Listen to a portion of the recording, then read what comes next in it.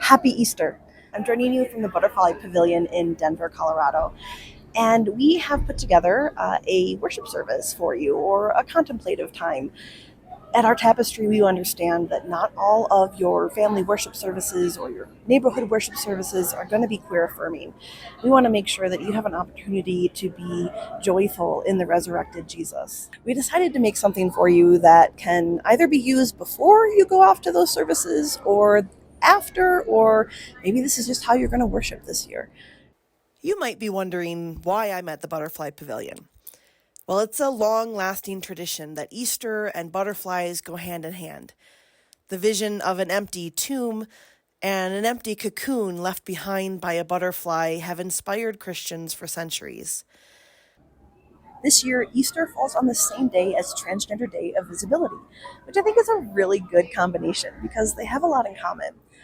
Butterflies are also a great image to connect with the transgender experience. Butterflies and our transgender siblings know what it is to be viewed by society as one thing and the next day something completely different. And our message is going to come from Dorian, who is an ordained pastor in the Disciples of Christ, and they're also a trans person. So they are going to bring us a message that is truly filled with the trans experience and the visibility that we hope all of our trans siblings get. This Easter, which is also a day we celebrate transgender visibility, the butterfly seems like a great place to begin our journey on Easter Sunday. Every year, monarch butterflies make a migration from as far north as Canada to as far south as Mexico. Now, a migration isn't really that remarkable. What's remarkable is that a monarch's butterfly lifespan is only a few weeks, which means to make the 3,000-mile journey, they have to pass along the information from generation to generation. Every year, the butterflies return to the place of their great grandparents. As we continue to study the monarch butterfly migration, we're beginning to realize that they pass along the map through their DNA. Each generation gives the next the guide on where to go, how to find food and water. Knowing that monarch butterflies pass along the map in their DNA makes me wonder, what do we pass on to the next generation in our DNA? As people, as a community, as the church? How do we make sure that the next generation knows the way and has a healthy path so they can stay alive and thrive?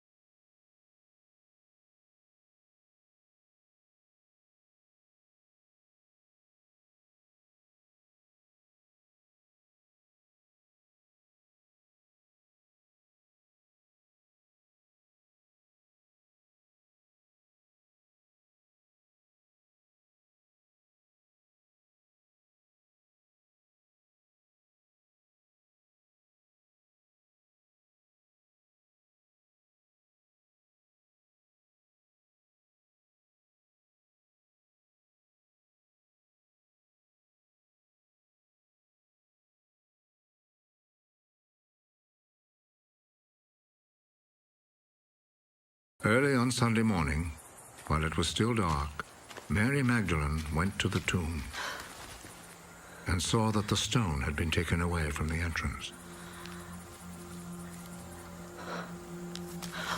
She went running to Simon Peter and the other disciple whom Jesus loved.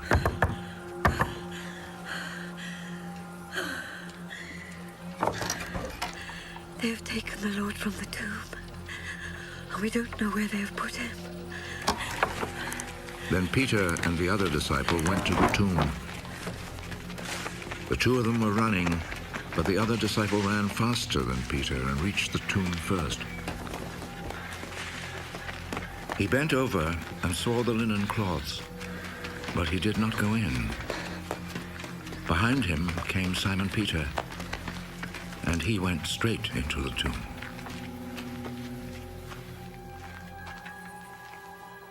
He saw the linen cloths lying there, and the cloth which had been around Jesus' head. It was not lying with the linen cloths, but was rolled up by itself.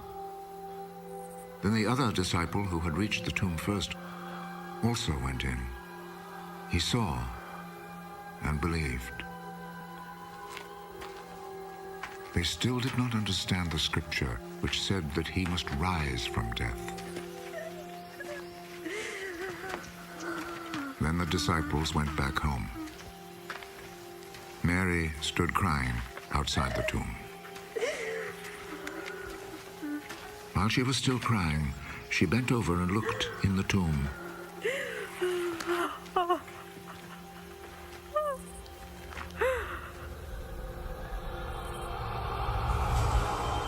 And saw two angels there, dressed in white, sitting where the body of Jesus had been, one at the head, the other at the feet. "Woman, why are you crying?" they asked her. They have taken my Lord away, and I do not know where they have put him. Then she turned around and saw Jesus standing there. But she did not know that it was Jesus. Woman, why are you crying? Who was it that you were looking for? She thought he was the gardener, so she said to him, If you took him away, sir, tell me where you have put him, and I will go and get him.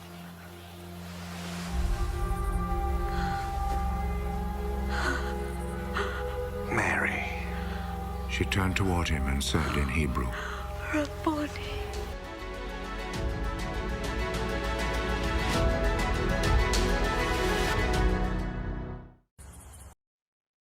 There is a question often asked about the caterpillar. Does this caterpillar know that one day it will be a butterfly? There have been guesses and speculation about this question, but the real answer is nobody knows. We cannot communicate with the caterpillar for them to tell us. So yeah, there is this chance that the caterpillar goes through their life instinctually changing and developing with no clue why they do what they do or what comes next. Completely unaware that the flying creatures they see will one day be them. Unaware that they eat and eat and eat because something is coming. That they are building the energy to peel away their skin and enter a cocoon and become goo to reform and fly away. But imagine with me that maybe in the back of their mind they know this is not their final form, that something will change. Maybe there is something that calls them into the depths beyond what they know. That this life where all there is to eat is not the end. At some point, it enters the cocoon and transforms. The caterpillar sheds its skin and deconstructs itself so that one day it can reconstruct as a butterfly. Perhaps, like us, the caterpillar hopes this life isn't it. That this life that says take as much as you can is not the life to live. That this life that only serves the individual is not the place we are meant to end up. That one day we will go to a place where we serve one another and enter into this call that has echoed for generations through our DNA to be more than consumers. Our ancestors were resilient and got us to where we are now. And just like with trauma, resiliency is in our DNA. I don't believe for one moment that generations ago their desire for us was just to be cogs in a consumerism machine. I cannot fathom a past that desired for us to be isolated and lonely. Rather, through our ancestors' dreams for us, we are called to be in community with one another. And in order to get to that point, we have to put in work. We have to make the active decision to be in community, to create space in our lives to care for and be with others. We have to find ways to do sustainable work that connects us to each other. This is not a task that we do once and then leave it. This is continual work. And before even getting to a point where we are in community, we have to break down the ideals of empire. We have to confront that in ourselves and do the deep work to deconstruct a life of empire and reconstruct a life of community. And friends, this is no easy task. It is messy and gross, and at some points it feels like there is nothing left of the former self. And on one hand, maybe that is a good thing. Maybe it is best to not be what came before, to not connect to that person full of self loathing and pain and confusion, to not be lonely and constantly told this is all it will ever be, that we have to live like this. But on the other hand, what if this is it? What if it doesn't get better than the cocoon? What if this mess is all that is left? And there are those moments where, when all we have known is to consume, that we turn that consumerism on ourselves, and these moments test us. But we can resist. The beauty of community is that even though this work is personal, it is not lonely. We have others around us who support us while we do the work, and we support others while they do the work. Then, sometimes slowly, something starts to come together. The goo becomes solid, and we feel ourselves become something that is so different from what we were told to be. We feel ourselves be like new. There is something that has been calling to us from beyond empire. And now we have the chance to find that calling. We are transformed into a people who can answer this call. Perhaps today, Easter, is the moment to enter into this calling, to find this need that is ingrained in our DNA for community, to know that just days ago, Jesus was executed by an empire that tells you that you do not need community, that you are so self sufficient and should serve only your needs, but you are no longer that lonely caterpillar designed to just eat. You are a butterfly, a pollinator. You are here as a testimony that life is better when we serve community and not just ourselves. You, disciple, are everything Jesus hoped you would become. You followed him from beyond what empire told you was possible. And so today, here you sit in a garden next to an empty tomb, crying because right now you just want to mourn. And you find yourself alone again. There is no body here. The stone is rolled away, and you don't know what is happening. You remember how you sat at the foot of the cross, unsure of what was next. Disciples scattered and hid because what if empire was right? What if empire always wins? That cross stood as a testament to the power of empire, as a testament to the fear that empire flames in us. But something deep within you urges you not to give up. And that fear begins to ease because empire could not kill hope. And you remember that empires fail because we find ways to be together. Empires fail because there is power in the masses. Irrational as it may seem, you once again find hope alone in a garden. And a man steps forward, and through your tears, you ask, where is this body of the man who brought you into community?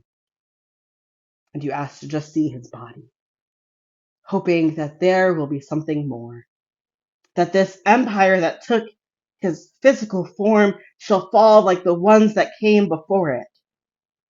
And then suddenly he calls your name. And now all that you are, all that you have become, was meant for this moment. And you turn, and his title leaves your lips. Teacher. And here you stand in the garden. Before you is the man who has now conquered not just death, but empire. And he offers you his hand. And internally, you hear the urging of all those who came before you, loudly and clearly proclaiming the hope that they have sent you. Unshakily, you take the hand, because by just his presence, he proves that what empire told you was a lie. There is more to this life than to consume. And you find in this moment that the calling from deep within becomes clear. As you take his hand, I do too. And so does the next person, and the next person, and the next person, and then thousands of us, and then millions of us turn to community. Together, we answer the call of Easter, the call from beyond empire. It is in us, and Jesus laid the path for us. Now we move through the path as butterflies who just know where to go, pulling history along with us. We move to community. Amen.